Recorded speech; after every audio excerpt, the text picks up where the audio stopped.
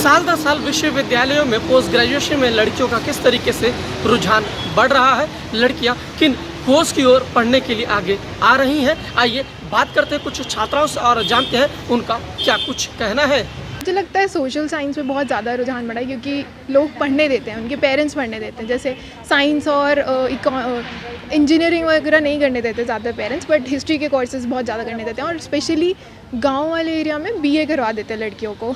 तो ये बहुत ज़्यादा साइंस और इंजीनियरिंग कोर्स क्यों नहीं करने देता? क्यों? क्या क्योंकि उसमें पॉपुलेशन वैसे है ना, सेक्स रेशियो बहुत ज़्यादा है लड़कों का, लड़कियों का है ही नहीं। और फिर पेरेंट्स चाहते हैं कि बहुत सेफ साइड में रहो, बीए कर लो, बीएड कर लो, टीचर बन जाओ या फिर गवर्नमेंट जॉब ले लो कोई। वो चाहते ही नहीं है कि तुम ऐसा कुछ करो जिसमें तुम्हें ऐसी पॉपुलेशन में जाना पड़े जो बहुत ज़्यादा मेल ओरिएंटेड हो। वो चाहते ही नहीं है। तो क्या आप हिस्ट्री लेना चाहते हो शुरू से? हाँ जी, मैं तो लेना चाहती थी तो मेरे पेरेंट्स ने अलाउ कर दिया।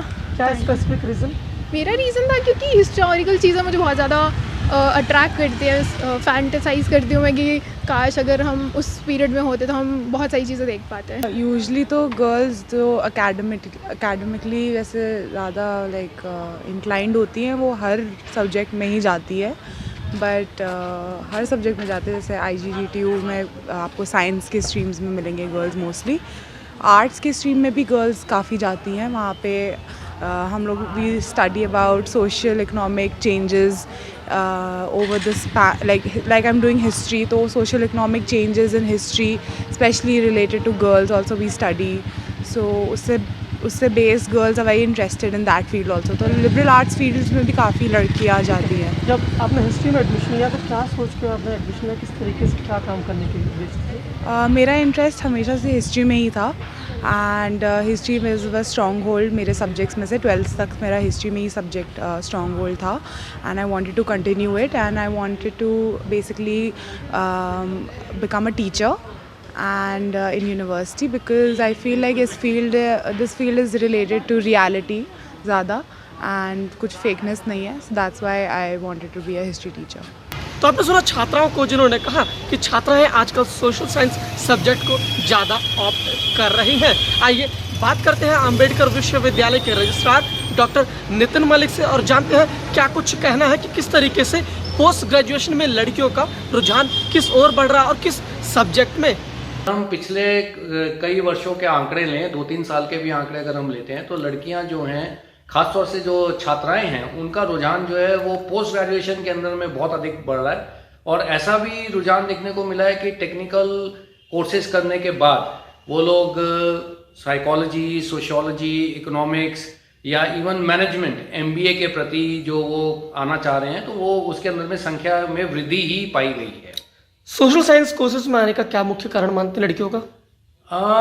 एक ट्रेंड सा चलता आ रहा था जो दिखा कि उसके अंदर में 12th के बाद में अगर कहीं जाना है तो इंजीनियरिंग करें या मेडिकल साइंसेज ही करें, तो ना मिला तो फिर किसी और कोर्स के अंदर में पहले छात्राएं जाते थे। लेकिन अब थोड़ा सा जो है वो रिवर्सल की तरफ में आ रहा है और लोग अब जो छात्र हैं वो बड़े फोकस्ड हैं कि वो अपने समाज की संरचना, समाज के अंदर में क्या बदलाव है, समाज को कैसे सुधारा जा सकता है, समाज में हम क्या अध्ययन करके उसको क्या कंट्रीब्यूट कर सकते हैं।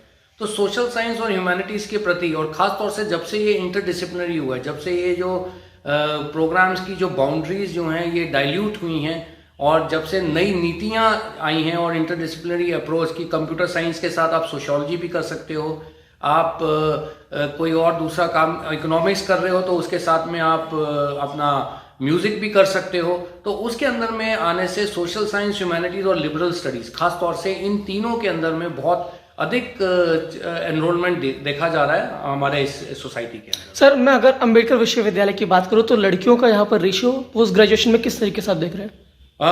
इस साल भी जो हमारी कॉन्वोकेशन हुई, पिछली कॉन्वोकेशन जो हुई उसके अंदर में 65% के करीब जो छात्राएं जो उत्तीर्ण हुई, जो ग्रेजुएट हुई और पोस्ट ग्रेजुएट हुई, वो 65% थी। तो लड़कियों का जो रेशियो है वो बहुत अधिक बढ़ रहा है। अगर 3-4 पिछले वर्षों के हम आंकड़े देखें तो उनका एनरोलमेंट भी बढ़ रहा है, और उनका जो पास होने का जो है वो भी बहुत अधिक इनका बढ़ रहा है। क्या कारण मानते हैं, क्या पेरेंट्स अवेयर हुए हैं या लड़कियों को और उच्च शिक्षा में भेजने के लिए तैयार हो रहे हैं? ये भी एक मुख्यता है कि अवेयरनेस बहुत आई है, इन्फॉर्मेशन आई है, और अब लोगों को मालूम है कि हमको कहाँ फोकस करना है। जो स्टूडेंट है, वो छात्र छात्राएं जब निकलते हैं तो उनको मालूम है कि हमको क्या करना है। हमें इन्फॉर्मेशन के कारण, पीयर ग्रुप के कारण और सोसाइटी की देख के, और जो नए नए कोर्सेज, और ख़ास तौर से जो उनके अपने पैशन होते हैं कि समाज के अंदर में रहते हैं, तो समाज के सोसाइटल नीड्स के ऊपर में जो कोर्सेज और प्रोग्राम है उसके ऊपर में वो देखते हुए उसके ऊपर में वो लोग उस पर एनरोलमेंट कर रहे हैं। केंद्र सरकार और राज्य सरकार जिस तरीके से लड़कियों को शिक्षित करने को लेकर जो प्रयास करे, क्या वो भी सार्थक है इस तरीके से?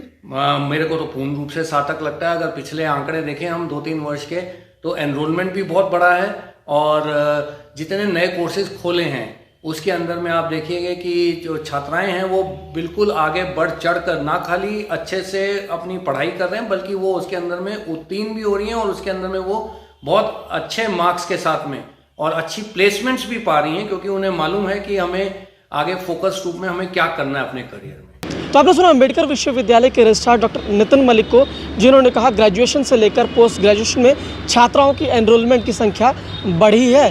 गणेश पाठक, ETV भारत, दिल्ली।